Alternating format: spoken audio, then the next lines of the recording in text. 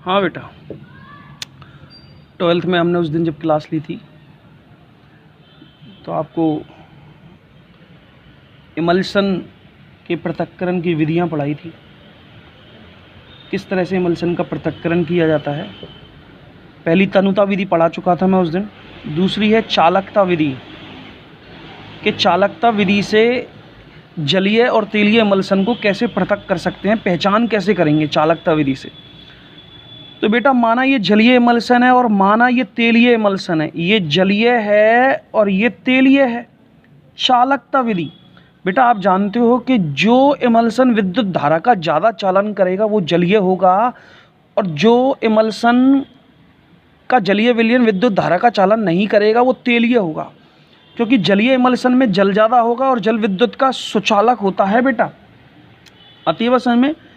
तो चालकता विधि से हम पहचान लेंगे विद्युत धारा का चालन जिसमें ज़्यादा होगा वो जलीय इमल्सन, और विद्युत धारा का चालन जिसमें नहीं होगा वो तेलीय इमल्सन होगा, है ना, चालकता विधि से। तीसरी विधि है शांता विधि बेटा, है ना, शांता विधि। तो शांता विधि से हम जलीय और तेलीय इमल्सन को कैसे पहचान सकते हैं। तो आपको पता है कि जलीय इमल्सन जो होता है और एक तेलीय इमल्सन, शांता यानी गाढ़ापन, यानी द्रव के बहने के प्रतिरोध के गुण को शांता बोलते हैं।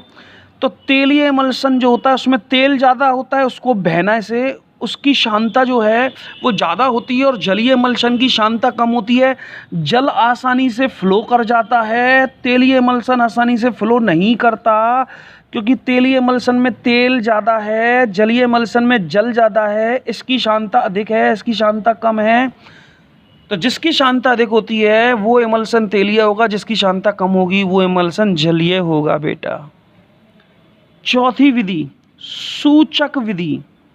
सूचक विधि से किस तरह से हम जलीय और तेलीय इमल्सन की पहचान कर सकते हैं, ठीक है। तो देखिए आप सूचक विधि से, तो सूचक क्या होते हैं पहले तो ये समझ लो कि सूचक एक ऐसे रासायनिक पदार्थ होते हैं बेटा जो किसी अभिक्रिया से या किसी पदार्थ से क्रिया करके उसको रंग प्रदान करते हैं, वो सूचक। सूचक एक ऐसे रासायनिक पदार्थ हैं, ऐसे रंजक होते हैं। सूचक विधि, इंडिकेटर विधि में हम रंजकों का प्रयोग करते हैं।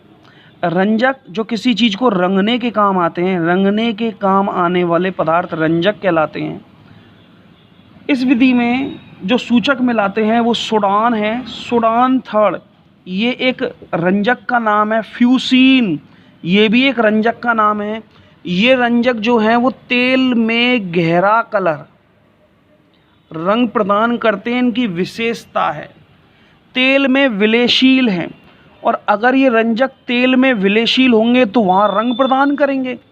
तो इनकी विशेषता क्या है कि सूडान और फ्यूसीन जो रंजक हैं वो तेल के अंदर विलेयशील है बजाय जल के।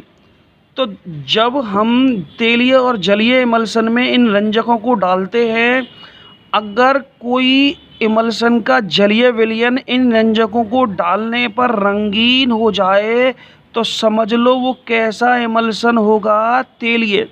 और अगर नहीं हो, ये रंजक उसमें विलेयशील नहीं हो, तो वो रंजक जलीय होगा। सॉरी, इमल्सन कैसा होगा, जलीय। तो इमल्सन की विशेषता क्या कही इसने कि रंजकों का प्रयोग करेंगे, और यदि ये रंजक जो हैं सोडान और फ्यूसीन की विशेषता ये है कि ये तेल में ज़्यादा विलेय होते हैं, तेल में विलेय रंजक हैं, तो रंजकों के अंदर इनको डाल देंगे। अगर कोई इमल्सन का विलयन इनको डालने पर रंगीन हो गया तो वो तेलीय, और नहीं हुआ तो वो जलीय। तो 4 विधि मैंने आपको पढ़ा दी इमल्सन को पृथक करने की: चालकता विधि, शांता विधि, सूचक विधि और तनुता विधि, ठीक है। अब आगे चलते हैं, इनकी पहचान की विधियाँ अपन ने पढ़ा दी। अब हमारा जो नेक्स्ट टॉपिक है वो है पायस या इमल्सन के गुण, क्या विशेषता होनी चाहिए, पायस या इमल्सन के गुण क्या होते हैं। पहला गुण, पायस में कोलाइडी कणों का आकार अन्य कोलाइडी विलयनों की अपेक्षाकृत बड़ा होता है। यानी जो इमल्सन होते हैं ना, उनमें कोलाइडी कणों का जो आकार है वो अन्य कोलाइडी विलयनों की तुलना में बड़ा होता है इमल्सन के अंदर परिक्षिप्त प्रावस्था के कणों का आकार। दूसरा पॉइंट, पायस भी टिंडल प्रभाव और ब्राउनी गति प्रदर्शित करते हैं। तो जिस तरह से कोलाइडी विलयन प्रदर्शित करते हैं उसी तरह से पायस और इमल्सन टिंडल प्रभाव व ब्राउनी गति प्रदर्शित करते हैं। ठीक है, जलीय पायस की चालकता अधिक होती है तेलीय पायस की। तो जलीय विलयन, एक तो जलीय पायस होता है तीसरा गुण, और एक तेलीय पायस होता है। तो चालकता किसकी अधिक है? जलीय की, इसकी ज़्यादा इसकी कम। अगर मैं शांता की बात करूं तो शांता इसकी कम और इसकी ज़्यादा।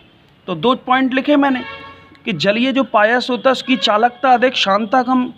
तेलीय जो पायस होता है, इमल्सन होता है, उसकी चालकता कम, शांता अधिक, है ना, तीसरा गुण। चौथा गुण, जब पायस को गर्म करते हैं, किसी इमल्सन को गर्म करते हैं, जैसे दूध ही देख लो आप, जब दूध को गर्म करते हैं ना बेटा, तो मावा एक तरफ मावा निकलता है 250 ग्राम 250 ग्राम दूध की क्वालिटी पर, या से क्रीम निकलती है, पानी अलग और क्रीम अलग।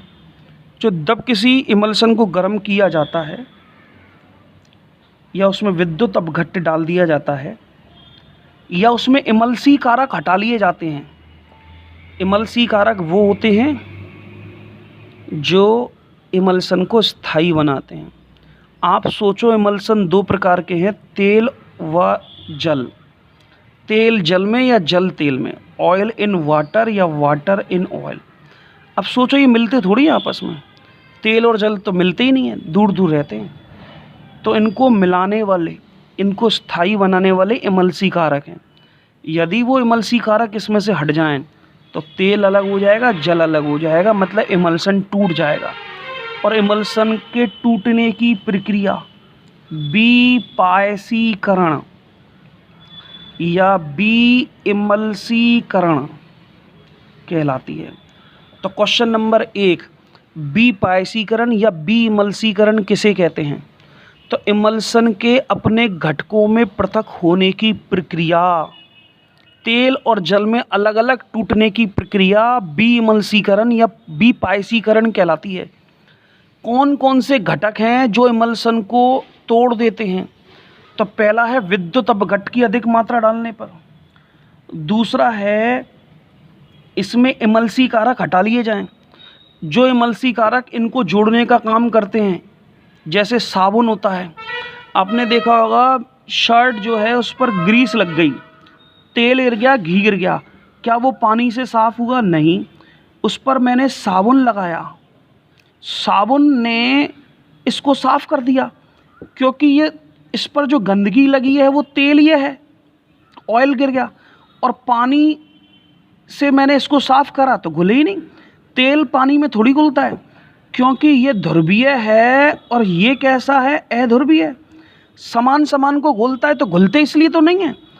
तेल और पानी आपस में मिले ही नहीं, साबुन ने इन दोनों को मिला दिया, तभी तो इस शर्ट पे से ये गंदगी के कण हट गए। तो साबुन इमल्सी कारक है जो इमल्सन को स्थायी बनाने का काम करते हैं। यदि इसको हटा लिया जाए तो ये तेल और जल इसमें से अलग हो जाएंगे, घटक टूट जाएंगे, इमल्सन टूट जाएगा।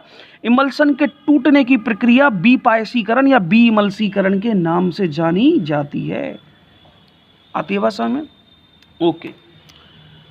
क्वेश्चन आया कि बीइमल्सीकरण किन किन विधियों से संपन्न होता है? कौन कौन सी ऐसी विधियां हैं जिससे बीइमल्सीकरण हो जाए, इमल्सन अपने घटकों में टूट जाए? ठीक है, तो कौन कौन सी विधियों से संपन्न होता है? कि गरम करके, पहला, अधिक ठंडा करके, जैसे छाछ देखी होगी आपने, छाछ को जितना ज़्यादा ठंडा करोगे ना, उसमें से लौनी घी निकल कर बाहर आएगा, चिकनाई बाहर आ जाएगी और पानी पानी अलग हो जाएगा।